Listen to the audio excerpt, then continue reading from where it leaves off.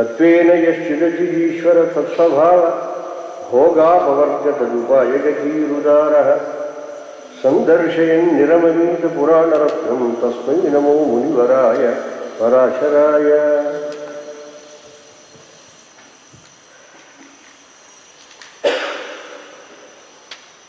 మనకు విష్ణు పురాణం ఒక మాట చెప్తుంది, ఏకస్మిన్ నిధనం యత్ర ప్రాపితే దుష్టకారిణి బహూనాం భవతి క్షేమం తస్య పుణ్యప్రదో వధ. చాలా స్పష్టంగా కుండ బద్దలు కొట్టి చెప్పింది. ఏకస్మిన్ నిధనం యత్ర ప్రాపితే దుష్టకారిణి, దుర్మార్గపు లక్షణం కలిగిన వాడిని ఒకటి కనుక చంపేస్తే బహూనాం భవతి క్షేమం, అనేక మంది ఉజ్జీవించేటువంటి లక్షణం కనుక ఉన్నట్టయితే తస్య పుణ్యప్రదో వధ, అటువంటి వాటిని వధించడం తప్పేమీ కాదు. అదే ఈనాటికి కూడా మన సమాజంలో మనం పాటిస్తున్నాము. అనుకోండి పాటిస్తున్నాం అంటే పాటించాలంటే పాటించటలా. ఇప్పుడు వచ్చిన ఇబ్బంది ఏంటంటే 50 మంది వాడు దొంపుతాడని ప్రత్యక్షంగా వాడు ప్రూవ్ చేసినా కానీ ప్రెసిడెంట్స్ మెరిసి ఏం పోతాడు చివరిదాకాను. వాడు ఆ ప్రెసిడెంట్ మెరిసి కూడా అప్పుడు ఆ బుద్ధి ఆయనకి ఎలా ఉంటుందో తెలియదు. ఒకసారి ఏదో వదిలేశానంటే వాడు మెరుగుపోయింది, ఇంకో 100 మంది వదులుతాడు. అందువల్ల అలా జరగటం లేదు, జరగాలి. ఈ లూప్ హోల్స్ ఉన్నాయి మన కాన్స్టిట్యూషనల్ పండిట్స్ అని ఉంటారు కదా. కాన్స్టిట్యూషనల్ పండిట్స్ అంటే ఏంటి, ఎలాగట్లాగా వచ్చనో ఎలా 10 మందికి ఉపయోగించేటట్టుగా ఇంటర్ప్రిట్ చేయని లేరు, ఎలా తప్పించుకుని వచ్చనో అలా ఈ సిస్టమ్ అంతట్టు కూడా భ్రష్టు పట్టించేవాడికి ఉంటారు. సరే అలా ఉంచండి. కానీ మనకు సంప్రదాయ సిద్ధమైన విషయం ఏంటంటే అది ప్రజల యొక్క బాధ్యత. ఒక యోగ్యుడైన వాడిని ఉత్తమ స్థానంలో పెట్టడం ఎంత బాధ్యతో, అయోగ్యుడైన వాడిని ఆ స్థానంలోంచి కిందికి దించడం కూడా అదే బాధ్యత. ఎందువల్ల వాడిని పెట్టినందువల్ల సుఖపడేవారు తామే, వాడిని దించేసినందువల్ల కూడా తామే సుఖపడతారు. వాడు ఉంటే మరి కష్టపడుతున్నారు కదా. ఈ రకమైనటువంటిది ఒక వ్యవస్థ ఉండేది వెనకటి రోజుల్లో. మనకు రామాయణంలో శ్రీరామచంద్రుడి విషయంలోకి వచ్చేటప్పటికల్లా ఏదో దశరథమహారాజు అబ్సల్యూట్ పవర్స్ ఉన్నాయి అని మన వాళ్ళు చెబుతుంటారా. రాతరికం అనేది అబ్సల్యూట్ పవర్స్ తోటి ఎప్పుడూ లేదు. నా ఇష్టం వచ్చినట్టుగా నిరంకుశంగా చేస్తాను అన్న ఏ రాజు కూడా వాడొక బతికి బట్టగట్టలేదు. దానికి ఇది మన ప్రత్యక్షమైనట్టు. అందుకే ఏదైనా తన మనస్సులో ఉంటే మనస్సు భావన తన దగ్గర నుంచే రావచ్చు. ఆ వచ్చిన దానికి ప్రజల యొక్క శాంక్షన్ కూడా అవసరం, ప్రజల యొక్క సమ్మతి కావాలి. అందువల్ల జానపదులు, నాగరికులు, ఇంకా గ్రామాల్లో ఉండేవాళ్ళు వాళ్ళని వీళ్ళని ఆటవికులు అందరినీ పిలిచి ఇదిగో ఇలా నేను అనుకుంటున్నాను, నా స్థితి ఇది, రాముని రాజు చేయాలనుకుంటున్నాను, మీరేమంటారు అని వాళ్ళ అభిప్రాయం తీసుకుని, అయ్యా రాజత్వోచితములైన కళ్యాణం కూడా ఎన్నో ఉన్నాయా, తప్పకుండా మేము చూసాం ప్రత్యక్షంగా, చెయ్యమని వాళ్ళ సమ్మతిని కూర్చుని చేశాడు. ఇదంతా ఏదో లాంఛనంగా చేశాడని మనం అనుకోకూడదు. ఇది లాంఛనం కాదు, ఇది ఒక ప్రాసెస్ అన్నమాట. అంటే వాడు అలా చేయకపోతే వాడికి ఏదో రాజత్వమే ఉండదు, వాడు రాజే కాదు. ఎవడైతే ప్రజల యొక్క మనస్సును రంజించే విధంగా తాను నిర్ణయములు చేయడు, ప్రజల యొక్క సుఖానికి భంగకరములైనటువంటి నిర్ణయములను తాము మానడో, అటువంటి వాడు అసలు రాజు కానే కాదు.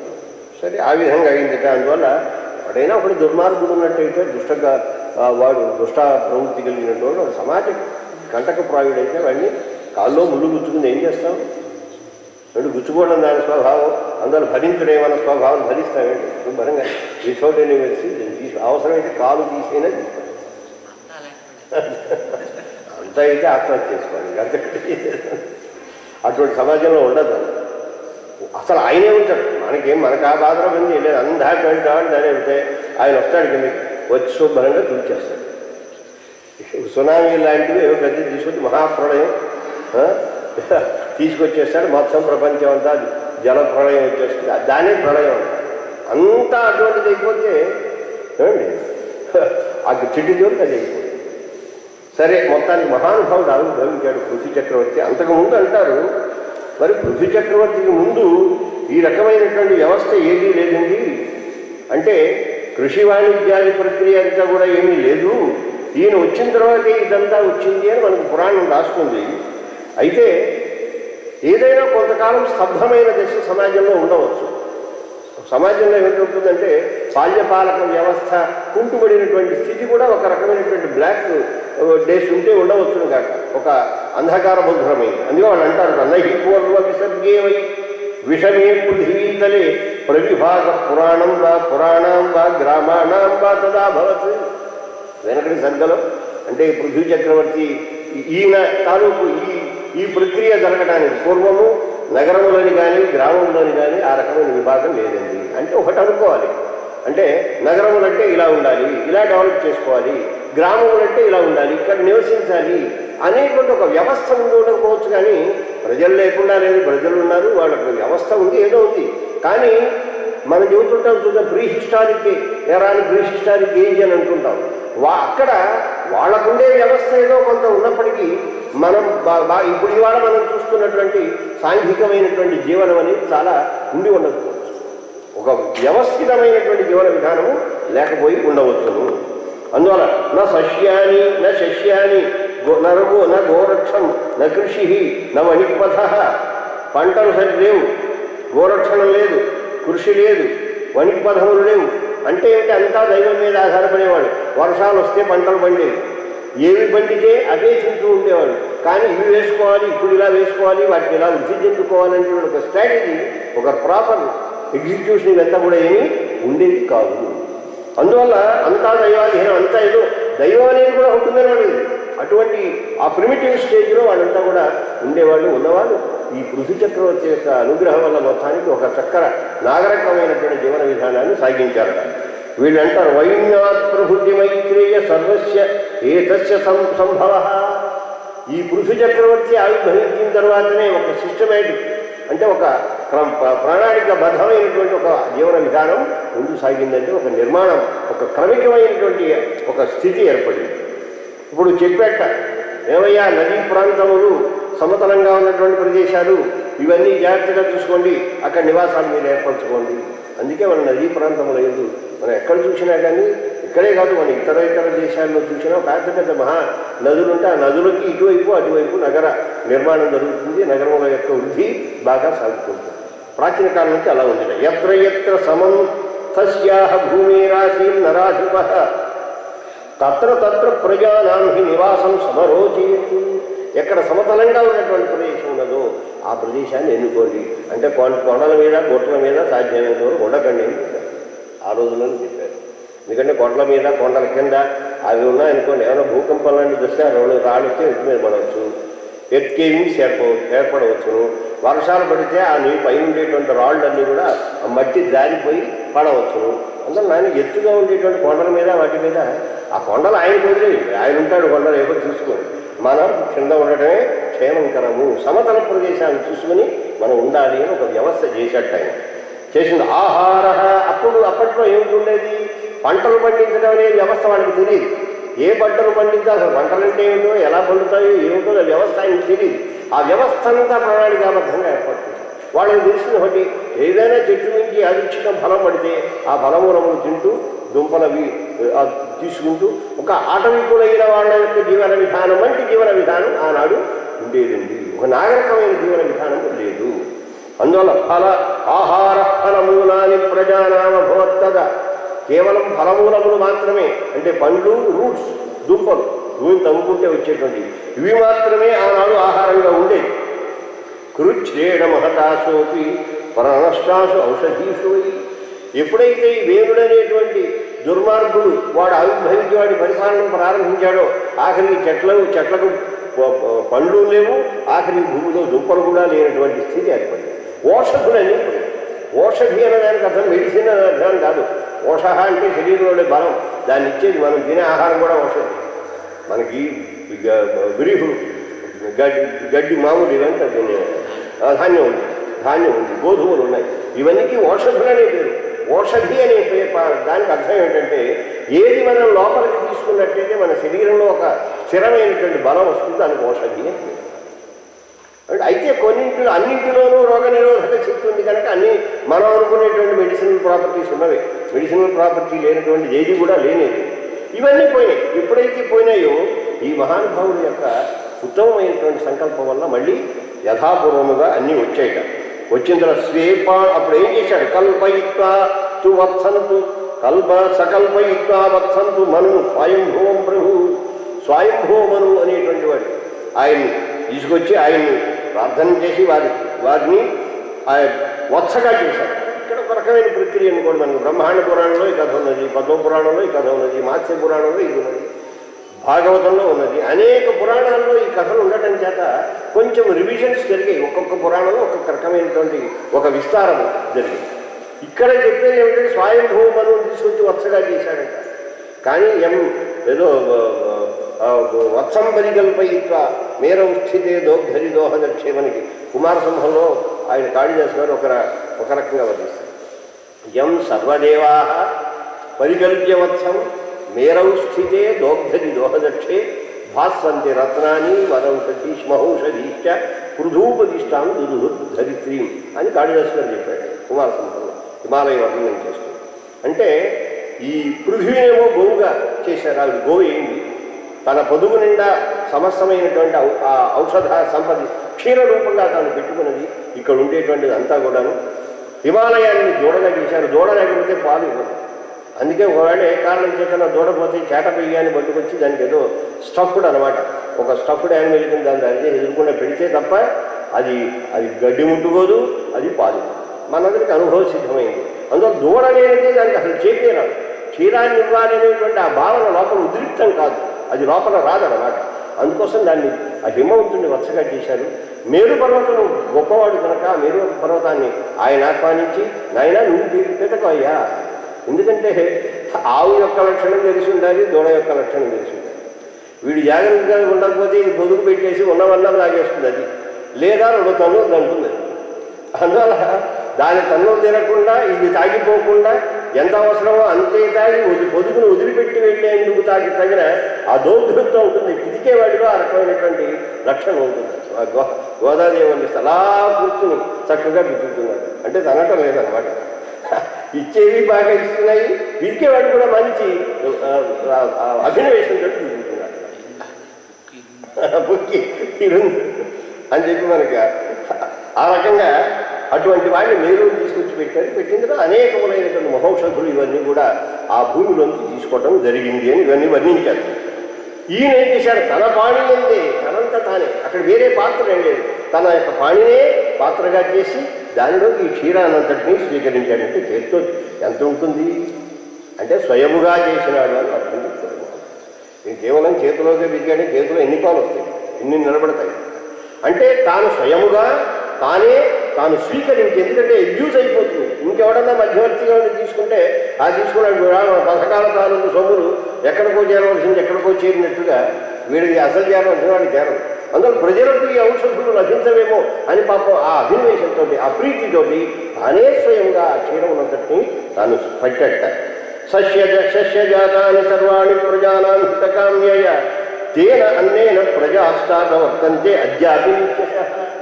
ఆ పృథ్వీ చక్రవర్తి ఆనాడు వేసినటువంటి స్థిరమైనటువంటి ఆ ప్రణాళికాబద్ధమైనటువంటి ఏ వ్యవస్థ అయితే ఉందో ఈనాటికి ప్రజలు తిండి తినగలుగుతున్నారండి. అందుకే ఆవిడకి ఈనాటికి పృథ్వీ అనే పేరేం మారిపోలా. ఆవిడేమన్నా పృథివీ అన్నాం. ఎందువల్ల పృథ్వీ చక్రవర్తి అంటే ప్రధానాత్ పృథివీ, నిరుక్తకారుడు దాన్ని చెబుతాడు పృథివీ అని. వేదంలో ఉండేటువంటి శబ్దాన్ని తీసుకుని దానికి ఎలా చెప్పాలంటే ప్రధానాత్ పృథివీ అని దానికి నిర్వచనం చెబుతాడు నిరుక్తకారుడు. అంటే చక్కగా తాను బలబరుపుగా ఉండేటట్టుగా, అంటే సమతలంగా ఉండేటట్టుగా, పంటలు పండటానికి నివాస యోగ్యంగా ఉండేటట్టుగా, పర్వతములు వాటి యొక్క స్థితిలో అవి ఉండేటట్టుగా జాగ్రత్తగా చేసినాడు. అంటే పర్వతాలు కూడా పెరిగిపోతున్నాయి, అంటే వీడికి రెక్కలు ఉంటాయి, ఇలా ఎగురుతాయి అనేటువంటిది కొంచెం చమత్కారంగా మనకు చేసినా నిజానికి అందులో కూడా ఒక పెరుగుదల ఉంటుంది, పరాసము ఉంటుంది. ఒకప్పుడు లోపల కుంగిపోతాయి, ఒకప్పుడు క్రమక్రమంగా పెరుగుతూ ఉంటాయి. వాటిలో కూడా ఒక రకమైనటువంటి మూమెంట్ ఉంటుంది. ఇదంతా కూడా ఉంటుంది. దాన్ని సువ్యవస్థితం చేశాట. అందువల్ల ప్రాణప్రదానాత్ పృథు యస్మాత్ భూమిరభూత్ పిత, ఈ భూమికి తాను పిత, ఈనాడు తండ్రి అయ్యాడు. ఎందువల్ల ప్రాణప్రదుడు అయ్యాడు కనుక. ఏమిటి ప్రాణము అంటే నలుగురికి ఉపయోగించడమే ప్రాణము. ఎందుకు పనికిరాని విధంగా బయలు కింద ఉండి ఆ అడవుల్లాగా ఉండి బండలుగా కూడి ఉండి పనికి రాకుండా ఉండడం కంటే 10 మందికి ఉపయోగించేటువంటి స్థితికి ఈ భూమి వచ్చేటట్టుగా చేశాడు కనుక, తన్మూలంగా ప్రజలందరూ బ్రతికేటట్టుగా చేశాడు కనుక సపిత, అతడు పిత అయ్యాడు. అప్పటి నుంచి ప్రారంభించి పరిపాలకుడైన వాడు పిత. ఎవడైతే అయితే 5 రకాలు 6 రకాలు చెబుతారనుకోండి పితలు. ఉపనయనం చేసినవాడు, విద్యాబుద్ధులు నేర్పినవాడు, ప్రాణరక్షణ చేసినవాడు, వస్త్రం ఇచ్చినవాడు, ఈ రకమైనటువంటి కొన్ని లక్షణాలు చెప్పి వీళ్ళందరూ కూడా పితృత్వం కలిగినటువంటి వాళ్ళే అంటారు. అందులో ఈయన రక్షకుడు, ఈయన ప్రధానమైనటువంటి రక్షకత్వం, సర్వైధమైనటువంటి రక్షకత్వాన్ని వహించినవాడు కనుక ఈయన అక్కడి నుంచి ఆ విధంగా దేవత ఎప్పుడైతే ఈ భూమిలోకి అనేకములైనటువంటి వస్తువులు వచ్చినాయో, ఔషధులు మొదలైనటువంటివన్నీ కూడా ఆ పృథ్వీ చక్రవర్తి యొక్క ప్రయత్నం వల్ల వచ్చాయో, ఇంకెవరిదోనో వాళ్ళు చెమ్ములు పట్టుకొచ్చారు. మనకి ఇక్కడ పాలు ఇవ్వడం ప్రారంభిస్తే అందులో పాత్రలు పట్టుకొస్తారు, గోశాలు సిద్ధం వలస పెట్టి నేను పాలు ఇస్తున్నాయి కదండి. అందుకని ఎవరి షేరు వాళ్ళు తీసుకోవడానికి చక్కగా పాత్రలు పట్టుకుని మనకి నిలబడ్డట్టుగా అందరూ వచ్చేసారు. ఎవరెవరు దేవతలు వచ్చారు, మహర్షులు వచ్చారు, రాక్షసులు వచ్చారు, పిశాచాలు వచ్చాయి, అన్ని ఇక్కడ ఉండేటువంటి అన్ని రకములైనటువంటి వాళ్ళు ఆఖరికి చెట్లన్నీ వచ్చి కూర్చున్నాయి. వాళ్ళకు దాని చట్టానికి ఒక లీడరు వనస్పతిగా, ఇగో నువ్వు జాగ్రత్తగా మనకు కావలసినటువంటిది శక్తి అంతా కూడా ఈ భూమిలోంచి నువ్వు తీవయ్యా నువ్వు అని చెప్పి ఎవరికి వారు ఒక దూడ పట్టుకొచ్చి, ఎవరికి వారు తామే ఒక దూడను పట్టుకొచ్చి ఒక పాత్ర పట్టుకొని అన్ని జాతుల వారు వచ్చారండి. విష్ణు పురాణ సంగ్రహంగా చెబుతుంది. విష్ణు పురాణానికి ఇలా విస్తరించడం ఇష్టం ఉండదు, ఇలా సంగ్రహంగా అలా ట్యూటీగా చెప్పి ఊరుకుంటుంది అన్నాడు. తతశ్చ దేవైర్మునిభిః దైత్యైః రక్షోభిః అద్రిభిః గంధర్వైః ఉరగైః యక్షైః పితృభిః తరుభిస్తథా. ఎన్ని రకాల వాళ్ళు వచ్చారండి? దేవతలు వచ్చారు, మునులు వచ్చారు, దైత్యులు వచ్చారు. అంటే ద్వితీయ యొక్క సంతానం అదే వాడు అనుకోండి. రక్షోభి, రాక్షసులనే వాళ్ళు ద్వితీయ యొక్క సంతానం కాదు, చతుర్ముఖ బ్రహ్మ యొక్క సంకల్పంలో సాక్షాత్తుగా ఆవిర్భవించడం. ఒక జాతి ఆవిర్భవించేటప్పటికల్లా వాళ్ళంతా పుట్టిందని మీరు ఏం చేస్తారన్నారు అంటే మేము రక్షామహ మేము రక్షణ చేస్తామన్నారు. అప్పటి నుంచి రాక్షసులు. అందుకే ఒక ఆయనకి రాక్షసుడు అనే పేరు. చంద్రగుప్తుడి దగ్గర ఉండేటువంటి ఆ మంత్రి గారి పేరు నందవంశానికి మంత్రిగా ఉన్నవాడు ఆయన రాక్షసుడు. వాడు రాక్షసోహి, నన్ను రాక్షసోహ్యం, రాక్షసుడయ్యా అంత తెలివిగా ఉంటాడా అంటాడు జానకుడు అనమాట. అంటే రాక్షసుడు అన్న అర్థం ఏంటి? లోకంలో కూడా ఎవడైతే అభినవేశంతో శ్రమ పడతాడో ఆ జీవనం కలిగినటువంటి వాడు రాక్షసుడు అనమాట. అందుకే మన వాళ్ళంతా పాపం చాలామంది వాళ్ళు అంటుంటారు, ఇక్కడ మనం అనుకోండి, మిగతా వాడు మేమంతా రాక్షస సంతతి వాళ్ళని వాళ్ళే డిక్లేర్ చేసుకుంటుంటారు. వాళ్ళు కొంచెం కిందకి వెళితే వాళ్ళు చెబుతుంటారు కూడా, మా రాక్షస సంతతికి మూలపురుషుడు బలానాయన అని కూడా వాళ్ళు చక్కగా వాళ్ళు వంశాన్ని కూడా చెప్పుకుంటుంటారు కొంత ప్రభావంతో. తప్పే లేదు. అంటే శ్రమజీవనుడు అని అర్థం. అంటే రాక్షసుడు అంటే ఇంకోటి ఏం కాదు. అందువల్ల వీరంతా వచ్చారట. అలాగే పర్వతములన్నీ వచ్చినాయి, గంధర్వులు వచ్చారు, అలాగే ఉరగములు సర్పములన్నీ వచ్చాయి. ఆ సర్పములన్నీ ఏమిటి ఎక్స్ట్రాక్ట్ చేసాయి? విషం తీసుకున్నాయి. ఈ భూమిలోంచే విషం వస్తుంది. ఇక్కడి నుంచే అన్నీ వస్తాయని చెప్పడం కోసం అనమాట. దేవతలకు కావలసిన అమృతమైన ఇక్కడి నుంచి రావాల్సినదే, మొరబడి రావాల్సినదే, ఋషులకు కావలసినటువంటి తపస్సు ఈ భూమిలోంచే రావాల్సి ఉంటుంది. తపశ్శక్తి అనమాట. తపస్సు కావలసినటువంటి ఓజస్సు ఈ భూమి నుంచే రావాలి. ఇలాగా అనేకములైనటువంటి వస్తువులు యక్షై పితృభి, పితృదేవతలకు కావలసిన కవ్యం భూమిలోంచి వచ్చింది. దేవతలందరికీ కావలసినటువంటి హవ్యం కూడా ఆ భూమిలోంచే వచ్చింది. ఈ విధంగా వాళ్ళంతా కూడా తీసుకున్నారు. ఇక్కడ దానికి దీంట్లో చెప్పారు, ఋషులంతా కూడానేమో బృహస్పతిని వచ్చగా చేశారట. వేదమూలమైన తపస్సు అనేటువంటి దాన్ని భూమిలోకి తీసుకున్నారు. అలాగే దేవతలంతా కూడా సోమరసాన్ని తీసుకున్నారు. దైతేయులంతా కూడా సురాసవం అనే దాన్ని తీసుకున్నారు. గంధర్వులేమో మధువుని తీసుకున్నారు. పితృదేవతలు కవ్యాన్ని తీసుకున్నారు. సిద్ధులు అనేటువంటి వాళ్ళు కపిలుని తీసుకొచ్చి వచ్చగా జోడగా పెట్టి సిద్ధి, తాము చేసినటువంటి ఉపాసన యొక్క సిద్ధి అనే దాన్ని భూమి నుంచే. అందుకే ఎక్కడైనా ఇక్కడికి వచ్చి సిద్ధి పొందవలసిందే. తపస్సిద్ధి కావాలంటే ఎక్కడ రావాలి? కర్మభూరేష, ఇక్కడికి వచ్చి వాడి తపస్సిద్ధిని పొందవలసి ఉంటుంది. అలాగే నాగములు అహులను రెండు రకాలుగా ఉన్నాయి. అలాగే అవి దందశూకములని మంచి పొడవైనటువంటి ముళ్ళు కలిగినటువంటి కొన్ని కీటకములు ఉంటాయి. ఇవన్నీ కూడా భూమిలోంచి విషాన్ని స్వీకరించాయి. పశువులన్నీ కూడా గడ్డిని భూమిలోంచి స్వీకరించాయి. అలాగే క్రూర మృగాలు మంచి దౌష్టులు కలిగినవి. పచ్చి మాంసం ఈ భూమి నుంచి వచ్చింది. మాంసం ఎక్కడి నుంచో రాదు. ఆకులు ఇక్కడి నుంచే పుడితే మాంసం కూడా ఇక్కడి నుంచే పుడుతుంది. భూమిలోంచే ఆవిర్భవిస్తుంది. మాంసకృత్తులు అంటుంటారు మనవాళ్ళు. సరే, మాంసకృత్ అంటే మాంసమును పోషించేటువంటి ఒక కావలసినటువంటి ఒక పదార్థం అనమాట, బలాన్ని ఇచ్చేటువంటి. అదంతా ఇందులో ఉంటుంటారు. అలాగే వృక్షములన్నీ కూడా అంకురములను స్వీకరించాయి. అంకురముల ద్వారా ఎన్ని రకములైనటువంటి అంకురములు ఉంటే ఎన్ని రకములైన వృక్షములు ఆవిర్భవించడానికి అవకాశం ఉంటుందో ఆ అంకురోత్పాదన శక్తిని భూమి నుంచి పొందినాయి. పర్వతములన్నీ కూడా విభిన్న ధాతువులను పొందాయి. అందులో ఇవాళ మనం పర్వత ప్రాంతాల్లోనే ధాతువులు ఉంటాయి, రకరకాల ధాతువులు ఉంటాయి. రంగురాళ్ళు అక్కడే ఉంటాయి. మన వాడి శ్రీకాకుళం జిల్లాలో అక్కడ రంగురాళ్ల కోసం తవ్వి పాచేస్తున్నారు.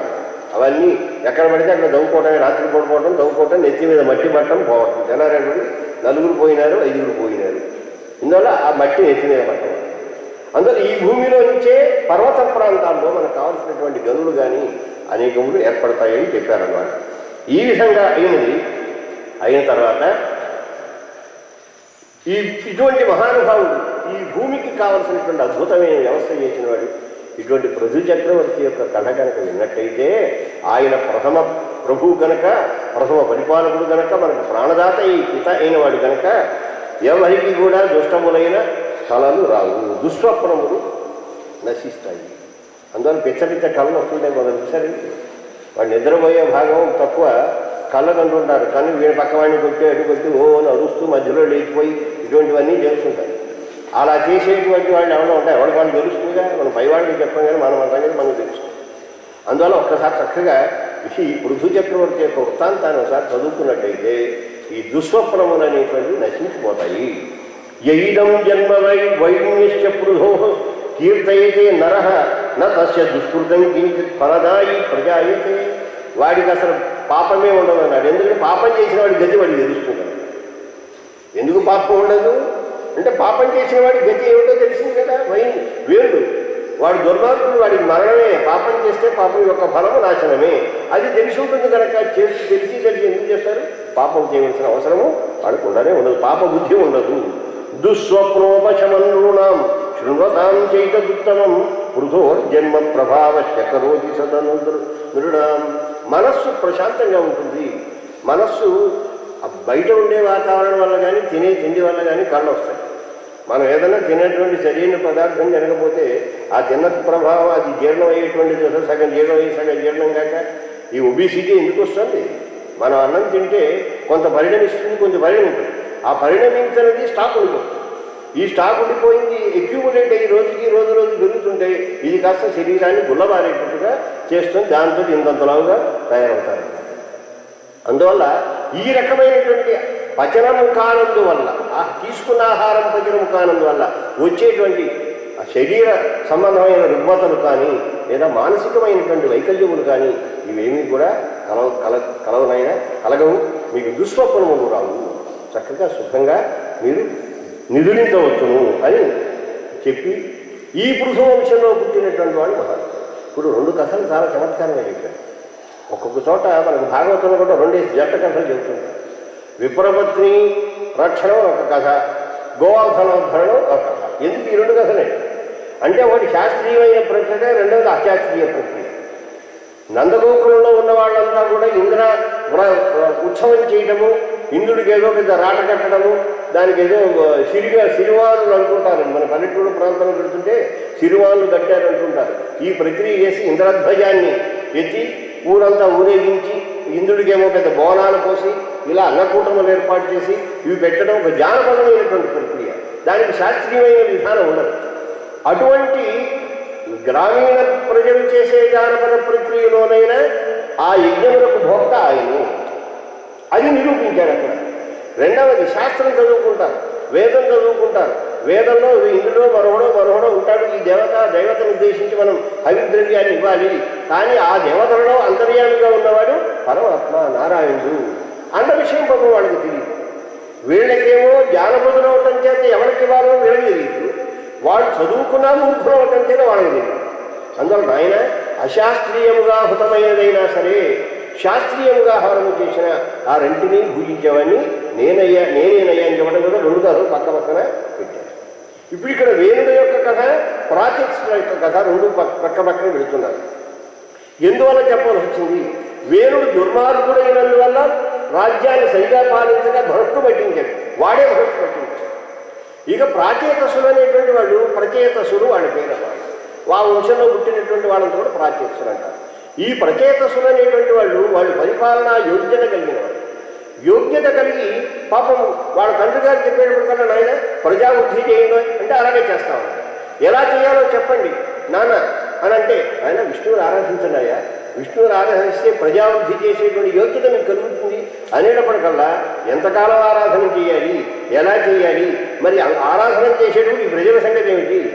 తాము పరిపాలించవలసిన వాళ్ళు మన ముఖ్యమంత్రి గారు లేకపోతే ప్రధానమంత్రి గారు హిమాలయాల్లో మేము తపస్సు చేసుకుంటామంటే చేసుకోండి, మాకే అభ్యంతరం లేదు. కానీ మీకు ఒక ఆన్సరబుల్గా ఒకరిని పెట్టండి, మీ స్థానంలో ఎవరో పెట్టి పరిపాలక వ్యవస్థ మీరు చూచి మీరు వెళ్ళాలి తప్ప మేము చేసుకుంటామంటే తపస్సు చేసుకుంటామంటే కుదరదు అన్నమాట. వీళ్ళు అలా చేశారు. ఈ ప్రచేతసులు చేసింది ఏంటి? పరిపాలనా వ్యవస్థను పూర్తిగా మరచిపోయి కేవలం మా తండ్రి యొక్క ఆజ్ఞను పాటించాలి కనుక స్వామిని సేవించాలి కనుక అని చెప్పి నీడలో కూర్చున్నారు. నీళ్లలో కూర్చొని ఎన్ని వేల సంవత్సరాలు కూర్చున్నారో వాళ్ళు తెలియని స్థితిలోకి వాళ్ళు వెళ్ళిపోయారు. దీనివల్ల కూడా సామాజికమైన ఒక విపులితి పెరిగినది. ఇది కూడా సరైనది కాదు. వీళ్ళు అధార్మికులు కాదు, కానీ వీళ్ళకున్న నిష్ఠ వల్ల వాళ్ళు బాధ్య ధర్మాన్ని మర్చిపోయారు. మనం ఇప్పుడు కూడా గుర్తుపెట్టుకోవాలి. ఇప్పుడు మనకి కౌశికుడి కథ అదే. నేను ఏదో చదువుకుంటాను, నాకు వేదాధ్యయనం చేయాలి, పండితుడు కావాలి, అది మంచిదే. కానీ అందుకోసం తల్లిదండ్రులను ఇంట్లో వదిలేసి వాళ్ళ రోడ్డు మీద బిచ్చమెత్తుకునేటువంటి దుస్థితి కలిగించకూడదు. వాడి తన బాధ్యతను తను వహిస్తూ నువ్వేమైనా సంపాదించు, నువ్వు సాయిగా మన అనుష్ఠానం చేసుకో, ఎక్కడో కూర్చో, ఏదో నీ ఇష్టం వచ్చినట్టుంది. కానీ నీ మీద ఆధారపడిన వారి సంగతి నువ్వు ఆలోచించి చేయాల్సి కూడా. అలా చేయకపోతే కూడా ఇబ్బంది కలుగుతుంది. అప్పుడు పెద్దలు ఎవరో వచ్చి వాళ్ళేమో తీసి పారేశారు, వీళ్ళనేమో దిద్దుబాటు చేశారు. అక్కడ వచ్చి తీసి పారేశారు ఋషులు, వాడిని నవ్వి పారేశారు, వ్యవస్థ చేశారు. ఇక్కడ ప్రచేతులకు బుద్ధి గరపి ఆయన అలా కాదా, ఇలా ఉండండి, ఇలా ఉండండి అని చక్కగా చెప్పి వాళ్ళ ద్వారా వ్యవస్థ జరిగేటట్టుగా చేశారు. ఈ రెండు కథలు ఒకదానికొకటి లింకప్ అయి ఉన్నాయి. ఇద్దరు మహానుభావులు కూడా ఇటు ప్రచేతసులు కానీ అటు పృథు వేణుడు మొదలైన వారు కానీ ఆ భృగుని యొక్క వంశం నుంచి ఆవిర్భవించిన వారు కనుక ఆ రెండవ కథ ఆ ప్రచేతసుల యొక్క వృత్తాంతాన్ని మనం రేపు చెప్పుకునేటువంటి ప్రయత్నం చేద్దాం. జై శ్రీమన్నారాయణ.